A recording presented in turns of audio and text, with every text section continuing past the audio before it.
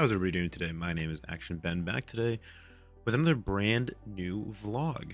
In this one, we are once again playing the garage game.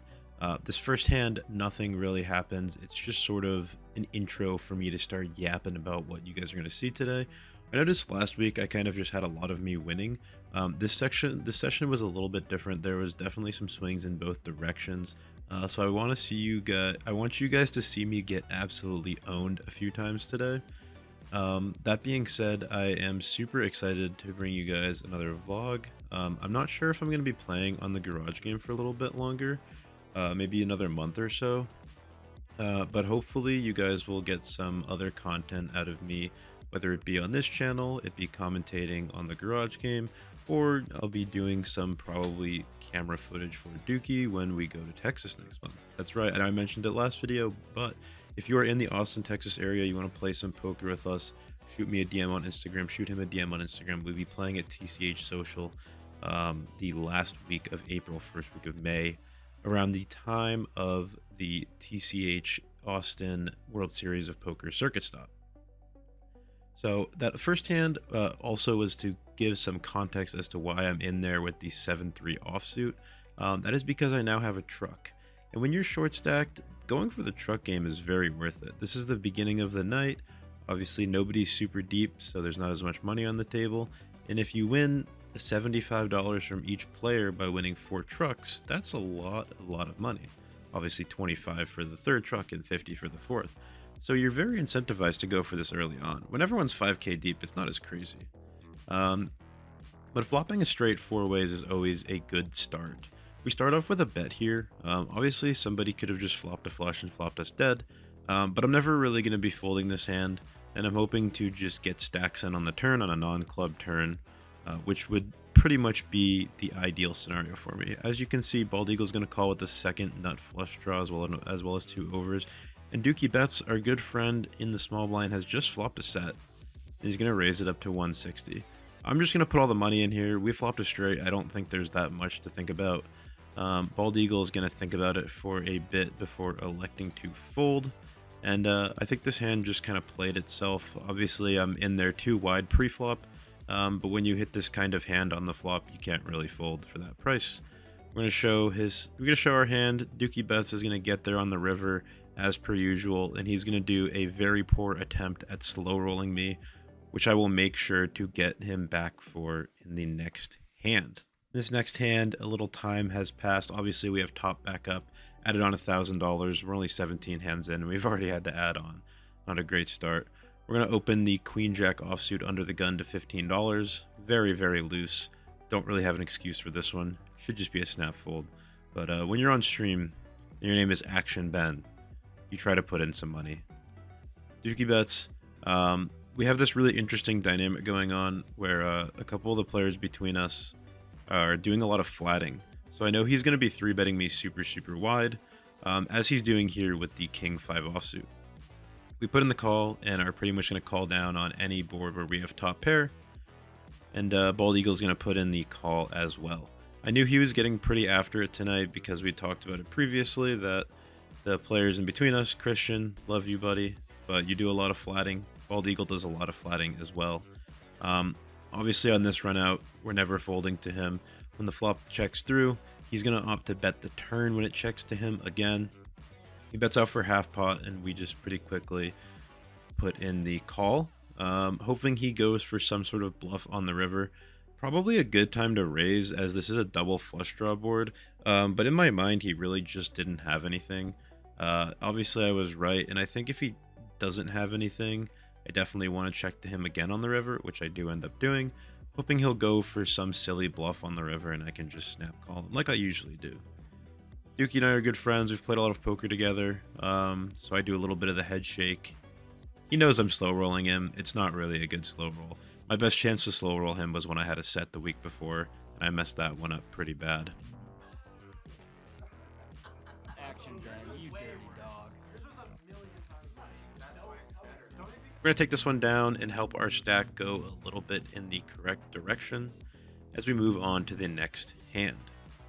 Also, there's a note that there's a side bet going on in this game. So as you can see, there's 4 millennials, 4 Gen Zs, and 1 Gen X, I believe, in the bald eagle. The Gen Zers are obviously in some form of red. The Gen Xers have some form of blue on, and bald eagles right in the middle in the gray. So that being said, if the Gen Zers make more money on this session, we will be earning an extra $200 from the millennials, excuse me. So there's a little bit of teamwork going on. Obviously, there's no collusion or anything, but there's some form of camaraderie between the Gen Zers and trying to win some extra money off the millennials. In this hand, we're going to see Wolf open the 6-4 of diamonds to $30, and we're going to flat in the big blind with the Jack 10, getting a decent price because we know the 2 players behind us are pretty much flatting everything. If they limp re-raise, congrats, you got 30 bucks from me, it's okay. It's an interesting dynamic for sure when there's a lot of flatting going on. I don't really want to bloat pots with hands like Jack 10, but I think it's perfectly fine to see a flop because sometimes you'll just flop the absolute world draw. Ace, Ace, King, and while we could be dead already, the gutter to the nuts is going to work out very nicely for us, especially when it checks all the way around and we see the absolutely beautiful lady on the turn. We've just turned the nuts straight, and we're going to bet out here to start it off for a 1/3 pot size. I think right now someone's going to tell us if they have a strong ace, such as a boat. And if they don't do that, I think I just get to bet pretty big on the river to target any of those ace X or maybe king X that's getting very sticky. Now this did go 4 ways, but I don't really expect anyone to have ace king, ace queen, because I think that would have 3-bet pre-flop. Even though it could have been one of the limpers, I think someone would have gone for the limp re-raise. Spade doesn't hurt me that much. I really don't know how many spade draws he's continuing with. And since the bald eagle's pretty wide, I just go for a pot size bet here, which I couldn't really see his stack in the moment, or I would have just gone all in. Obviously, this is a big misplay for me. I left him like $150 behind, which is really silly. I just couldn't really see that in the moment, so I was just sort of thinking of a pot size bet. We still get a good amount of money, and we make a decent chunk of change in that hand. Moving on to this next one, as you can see, we're just about even, down $100 or so. It's all the same when you're playing a game this big. We see our friend Christian under the gun raised to $20, and then we're just going to see a slew of action behind. Dookie Bets is going to raise his pocket tens to $85. Hey Kyle, you're not actually playing, but he's there too. And we're gonna flat in the 3rd blind straddle with the pocket nines. Now, if you see here, this is something that I noticed that was very interesting to me. Christian starts thinking about his decision. When he does this, I don't really ever think he's calling, just because he doesn't really ever think this long about pre-flop decisions. At this exact point, I see him pick up the $80. You can see me looking directly at his hand, picking up the $80. And then he goes all in. In my head, I just never can put him on a strong hand here. I don't think he can ever have aces, kings, or queens, or even jacks when he's thinking about calling. I think he could have tens, which obviously we're absolutely destroyed by. But I think a lot of the time he's just going to have hands like 8s through 6s, and then ace, king, ace, queen that just want to put the money in now and get in some sort of flip. So when I saw that, I immediately knew I was calling if nobody else called. My only concern was Dookie calling. Obviously, we know Dookie has a better hand than us. Obviously, I didn't know that in the moment, but I don't think he's necessarily 3-betting super light all the time, so I knew if he called, he would have a real hand, especially because Christian's a very tight player when it comes to pre-flop action. When a player that does a lot of flatting ends up jamming, I think it's pretty indicative of a pretty strong range. But purely because of the live read that I got on him picking up the $80 and then jamming instead of just calling, I decided to go for the all-in size, or the call. I don't know why I said that. I decided to go for the call, and I was right. I was ahead. We are flipping, per usual, and I let him do whatever he wants. Obviously, it doesn't matter to me once or twice. Should have gone once. I actually wish he called pre-flop because that set would have been pretty good against Hayden's overpair. We definitely could have got some more money in there.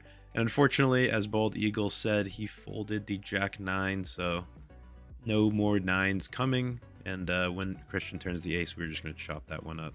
Kind of uneventful hand, but hey, that's what happens when you go twice. A lot of chopping up the pot. This next hand is a very fun one that we play against our friend Christian.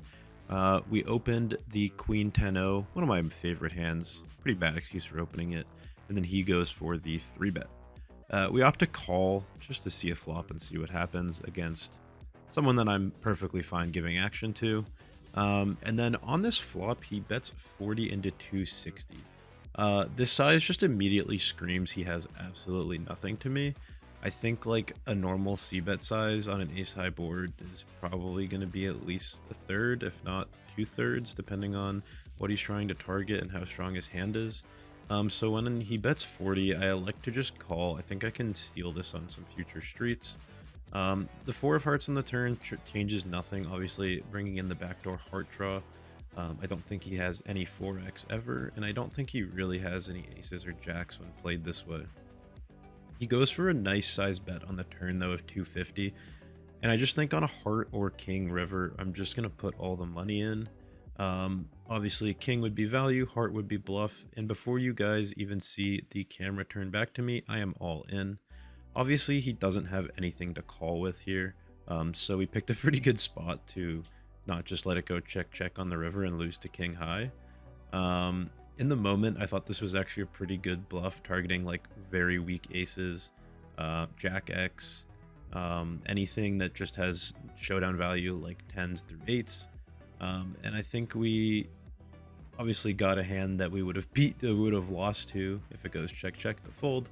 But probably should rethink my timing on this one. I'm not sure if snap jamming the river on a heart is necessarily the best idea.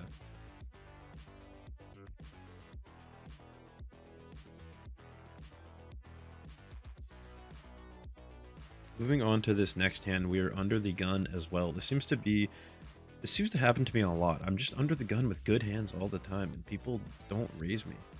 Luckily in this one, that's not the case.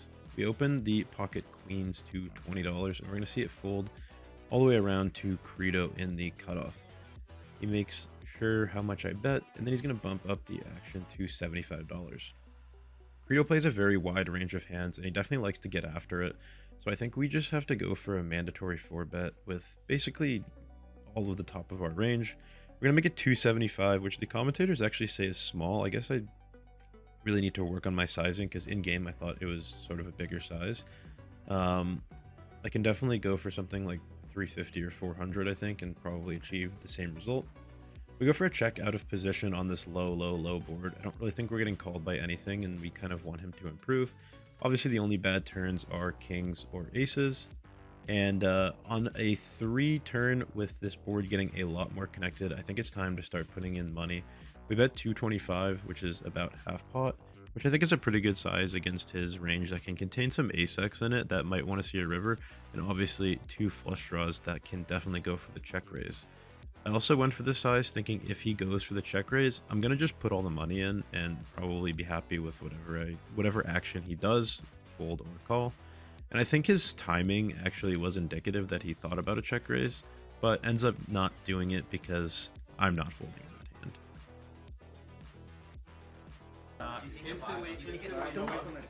Other than the ace king hands, I don't think there's too much to criticize him for.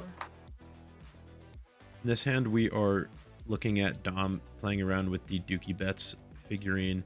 We're going to open Ace King to $30. Eagles and make the call on the button, as he does with most of his hands, and Brett finds a good spot to go for a squeeze here with the Jack 10 offsuit. Obviously, like I said, people in the middle flatting is going to incentivize these guys to go for squeezes a little bit lighter. I know it, they know it, and obviously when I have a hand as strong as Ace King, I'm just going to want to put in a 4-bet. I think we can actually just jam here facing this size. My 4-bet actually looks kind of weak because I don't jam. I'm putting in 500 of my stack, leaving myself 1200 behind, which is gonna make a $1,000 pot with 1200. So an SPR of about 1 is just really not the thing we want to see. Brett's gonna 5-bet jam it in my face. And obviously we're snapping him off with ace king 100% of the time. I'd probably snap him off with ace queen and ace jack as well. He wants to go once. He's pretty stuck. Nothing I can do about it. I'd love to go twice with ace king, but it's okay. Sometimes you have to go once. Two other 10s have been folded, but unfortunately for us, the case 10 in the deck is going to come out and unfortunately kill our second bullet. Our friend Dookie Betts is always hyped when we lose a big pot, so I can't wait to win my next big one against him in the future. Oh, look at that. It's the future. In this hand, we're going to win a big pot against Dookie Betts, I think, because we're now in the future, as I said. Texas Andrew is going to look down at the pocket threes under the gun. He's going to make an open to $20, and we're going to look down at the Cowboys. Yep, second best hand in poker. We're obviously putting in a 3-bet. Pretty simple spot. We're going to make it $80. I think this is a little small, but I think it's okay knowing the players behind me, because I know there's a large chance that one of them is going to go for a 4-bet. I've actually been 3-betting Andrew quite often today, and it wasn't really like on purpose. It sort of just happened. Like I kept getting hands to 3-bet him with. And I guess you by nature would 3-bet the guy on your right a little bit more just because you're looking at your hand when he raises, and you just happen to have good hands. Christian is going to put in the call with the pocket 9s, and just on cue, Dookie Betts is going to put in the 4-bet. He goes to 325 with the ace queen off, and Credo is going to put in the call. Obviously, this is music to my ears. There's like $800 of dead money in there already, and I have pocket kings, and the action is open to me. When Wolf thinks about calling or jamming himself, I'm literally just thinking about Vegas in the fucking Mirage. Like, I don't care how cliche it is to say at this point. This is just the dream spot of all dream spots. I've been cold called. I've been 4-bet. The 4-bet's been called. There's a guy thinking about calling or 5-betting, and I have the second best hand in poker. Obviously, there's a chance that they could have aces, but at this point, I'm just not worried about it. I look at the camera, I look at Sean, and I say, Sean, give me the triangle. And you know what that means. We are all in for $1,300. Christian is unfortunately not going to be in there with the pocket 9s. And something I didn't notice about this hand is not only does Christian have pocket 9s, Dom had pocket 8s, and Andrew had pocket 3s. So just all the pocket pairs in this hand. Dookie Betts is going to go all into ISO, and Brett's actually going to tank for about 2 minutes before folding the ace-6 of diamonds. Really just didn't believe him. I now go for my second attempt at slow rolling Dookie of the night, and I told him I had jacks. Just really hoping he hits a queen, thinking he's good at some point. Obviously the jack on the turn gets a little bit awkward because, yeah, people thought I actually had jacks. He says, throw your cards over. I said, oh. And then I know he gets a little tilted when he gets shown an even better hand than pocket jacks. Either way, we're going to find a way to win both. And we would have won, I think, against everybody. So kind of an interesting hand where, like, everybody had a little bit of something. Like, the pocket 8s are going on, the pocket 3s, Brett had that diamonds, like, all these things are happening. And we still had the best hand, no matter who called. So the whole table could have called, and we would have had the best hand on both balls. This is the last hand of the night, and I don't remember why I was just getting a little steamy at this hand. Like I said, players in the middle, eagle going for a lot of flats. So when Dookie 3-bets me again, I just sort of wanted to take a stand at some point. This is obviously very, very bad, and the commentator even said he would like for me to find a 4-bet here. I'm not sure if that's because Dookie's been 3-betting me a lot because of the dynamic we have of the player in the middle flatting. But I do elect to just go for the 4-bet here, and I just sort of in my mind thought about tripling it off against him. I obviously didn't go big enough because he's still going to defend King Jack offsuit on the button. Hashtag, why is this guy calling me with King Jack offsuit? Please, honey. We see a flop that just doesn't help us in any way, shape, or form. There's a heart in his hand, so very unlikely for us to hit any hearts. Not even connected in any way, shape, or form that I should really be doing anything on this board. I usually do a lot of checking out of position, but in a 4-bet pot, I think I just have to bet. I bet about a third, and Dookie's not going to think too long before putting in the call. He's a guy that I know likes to steal it on later streets. So my plan at this point is to just blast turn, blast river, and I don't think I'm properly like sized for that. Um, just looking at my stack size of about 2k into 1.3, I think honestly, if I want to continue this bluff, I should just go all in now. I don't think going for this size makes much sense because I think when I leave myself 1400 behind, he can just go for the jam. I do throw it in his face. He does say it was the best hand, but I had a good time regardless. That's about all I've got for you guys today. I appreciate anyone that watched the whole way through. Hopefully I will have more of these out in the future, and hopefully I will see some of you out in Texas. Peace.